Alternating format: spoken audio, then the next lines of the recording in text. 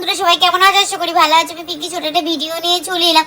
Post viral করার আগে কিন্তু ফেসবুককে একটা জিনিস বিশেষ করাতেই হবে যে তোমার কন্টেন্টের নিজের, কিংবা তুমি এখানে কাজ করছো, কিংবা তুমি প্রত্যেকদিন নিয়মিত পোস্ট করছো, আর তুমি ফেসবুকে কিন্তু তোমার একটা যে কন্টেন্ট সেটা কিন্তু অরিজিনাল কন্টেন্ট, বা তোমার কিন্তু ফেসবুককে এটাও বিশেষ করাতে হবে যে তোমার যে মানে প্রোফাইল, বা তুমি কিন্তু এখানে রোজ নিয়মিত কাজ করে থাকো। এর জন্য কি করতে হবে, তোমার কিন্তু ছোট ছোট টিপস মনে রাখতে হবে। সেটা হচ্ছে কি, তুমি যখন পোস্ট করবে কিছু সকালে লিখে দেবে, কিছু বিকেলে, কিছু দুপুর।